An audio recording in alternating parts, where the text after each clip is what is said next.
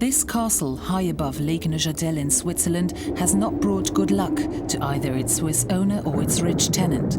Both of them are now dead, and Château Vaumarcus may well hold the key to one of the most mysterious disasters in the history of aviation. New York John F. Kennedy Airport, July the 17th, 1996. A Boeing 747 of TWA takes off, its destination Paris. The flight ends only minutes later in a ball of fire above the sea of Long Island. The jumbo jet explodes, killing all 230 passengers and crew members. The bereaved are shattered with grief and pain.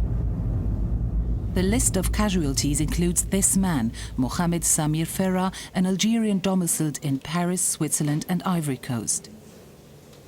The embassy of this African country is quick to produce a death certificate. It is drawn up within 6 days of the crash. Ferrat's body, however, has not been recovered at this time. It is only weeks later in Switzerland that certain clues are connected to give a rise to an incredible suspicion. Mohamed Samir Ferrat, the man with the diplomat's passport, is alive and took part in an outrageous crime. I have doubts concerning his death. Flashback. On the day of the fatal crash of TWA 800, one thing is clear. There must have been a tremendous explosion on board the Boeing 747. During the first weeks, the hypothesis of a bomb prevailed. But who could be responsible? Palestinians? Algerian fundamentalists? Anyone from an Arabian country is considered a suspect, which is why the FBI immediately investigates the background of the Algerian TWA passenger Mohamed Samir Ferrat, especially since he was the only person mentioned merely by surname on the passenger list. But then, the New York Times prints reassuring statements by the FBI agents. Samir Ferrat is portrayed as a successful businessman. Mr. Ferrat was certainly not the sort of person to take a bomb onto the plane, nor can he be considered a potential target for a bombing. Mr. Ferrat was a wealthy, highly respected businessman with offices in Africa, France and Switzerland. One little mystery concerning Samir Ferrat remains, however. His credit card continues to be used after the crash. Someone makes withdrawals of a total of $700. The FBI furnishes an explanation. The credit card was probably washed up on the Long Island shore and found by a passerby, and that was the end of the story of Samir Ferrat and a possible Algerian connection, as far as the American media were concerned. The funeral service for Samir Ferrat is held at the Muslim cemetery in Paris. There is one tombstone in remembrance of both him and his mother, who died a few weeks later from cancer.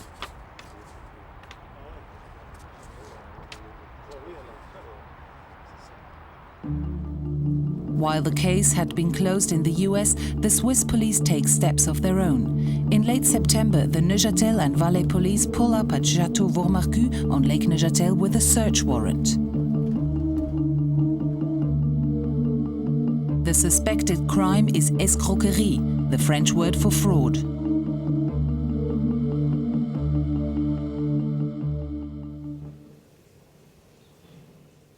This medieval castle is the Swiss headquarters of Ferrat's company, Sofin SA, in the eyes of its victims, a fraudulent enterprise of mafia-like proportions.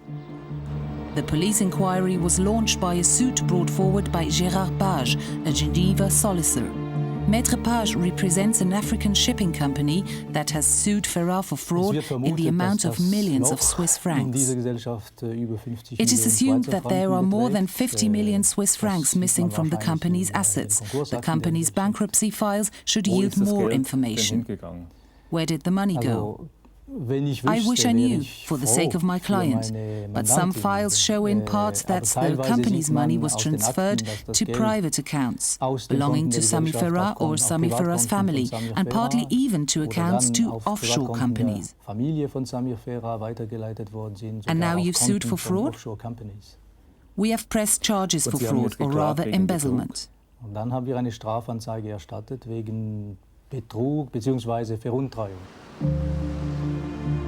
Where is the money?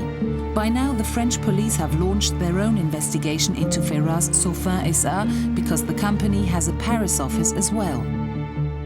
Sauffin's lawyer Maître Persson has been swamped with suits by creditors. These may only be the tip of the iceberg, as Ferrat is said to have accepted millions worth of dirty money, and those kinds of clients tend not to go by the book. There are some 100 victims. In some cases, it is a matter of 12 or 13 million French francs. In others, it is no more than 20 or 30,000 francs. Abidjan, the capital of Ivory Coast.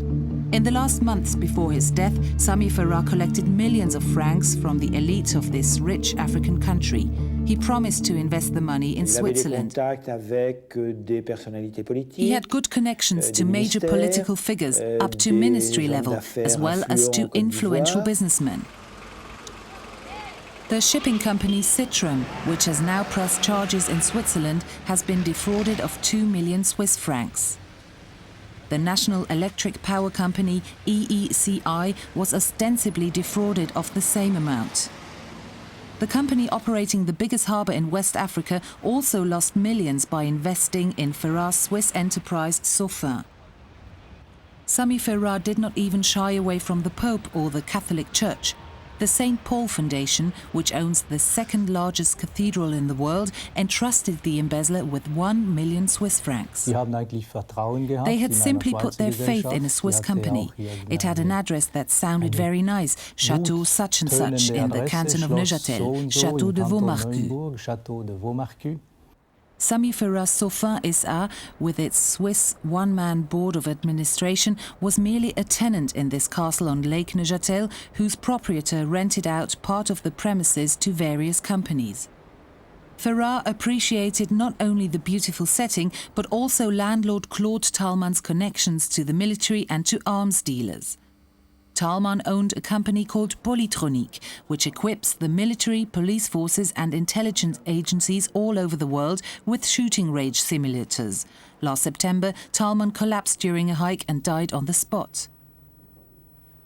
To his business partners, Ferrat liked to present himself as the proud proprietor of the castle. It was a nice place, and he told me, this is my chateau, and get inside this chateau. He showed me his apartment. He made sure that I see all of his belongings, his clothes hanged in a wardrobe. And he told you that he is the owner? Oh yes, he told me he's the owner of the chateau. A castle, luxury cars, attractive women, and Ferrat is hungry for more. Early in 1996, he is in Washington, D.C. to negotiate a $120 million real estate deal. A U.S. firm is to build a 6,000-house police community in Africa. In February, U.S. President Bill Clinton sends his friend, Secretary of Commerce Ron Brown, on a trade mission to Africa. Brown wants to sit in on the signing of the contract for the Ferrat project. The U.S. Secretary of Commerce, who is weeks later to die in a mysterious plane crash, meets with Samir Ferrat. The managers of Chadwick Incorporate, a Washington building enterprise, explained the mammoth project for the Ivory Coast capital to the reporter.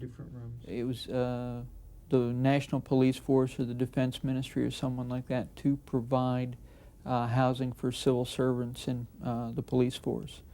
And he had the contract, he needed someone to provide the houses for it. The signing of the contract.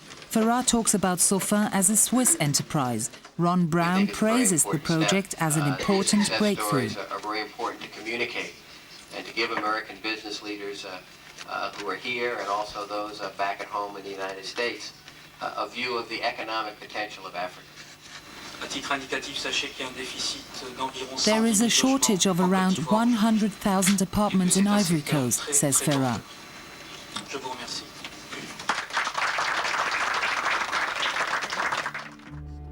In the weeks before the TWA disaster, Ferrat lodges in this luxury hotel in Washington. With him are his sister, his father, and his mother, who is in the US for therapy treatment of her cancer.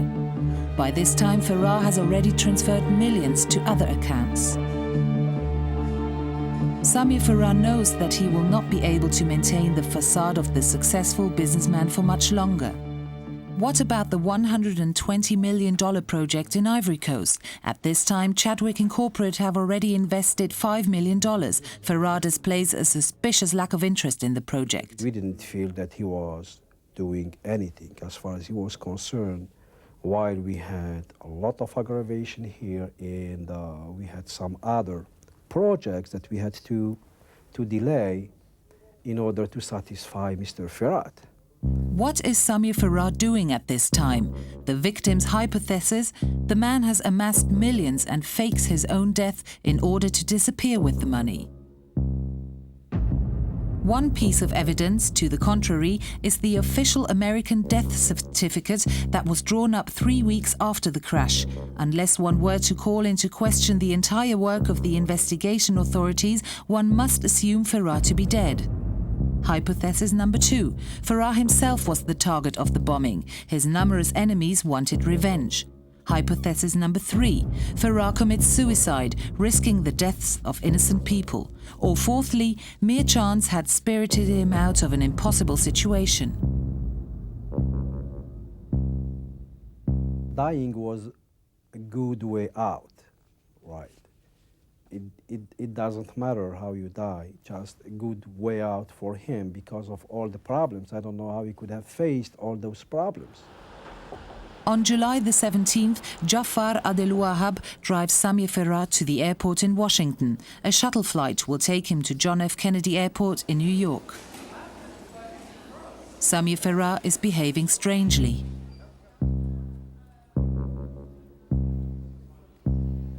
We were sitting in the lobby, and he was sitting in front of me. And usually he is always on the phone. He's always either getting a call or making a phone call. For like 40 minutes, just before boarding, he didn't say one single word. He ate his sandwich. He was just looking to the ceiling, everywhere, just to the ceiling. He didn't look to anybody. Now looking backward, that he was gone before really leaving. The two men part, and hours later, the news of the disaster breaks. Geneva, a few months later. Solicitor Gérard Page can't believe what he is seeing in the files he is studying. Is this a huge case of insurance fraud? It's that Samir Ferrat took out several huge life insurance policies shortly before his death. That is, he acted like someone who practically knew that he was either going to die or was intending or able to fake his death, which would also constitute insurance fraud. Vortäuschen würde oder könnte, dass stirbt, was eigentlich auch Versicherungsbetrug wäre. According to the lawyers of French insurance companies, among them GAN and Euro-Alliance, Ferrat's family will be paid several million Swiss francs. Winterthur, a Swiss insurance company, has also 1 million Swiss francs ready. We wrote to Winterthur Versicherung in Zurich saying that we have doubts concerning his death and asking them not to pay up, especially not to the family, as the family might have been in on the embezzlement since they stand to benefit in any case.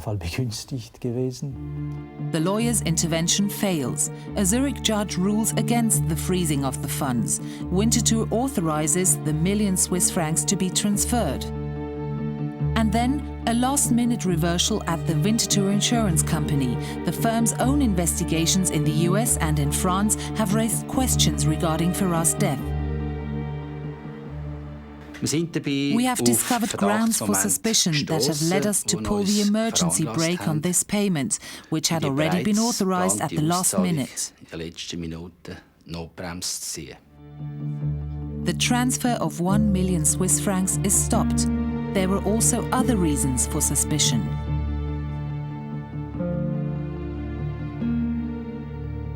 The amount of the sum insured and the fact that the contract had been signed mere months before. The secret of Château Vaumarcus. For 1.5 years now, the authorities in Switzerland and in Paris have been investigating. The mystery is still unsolved.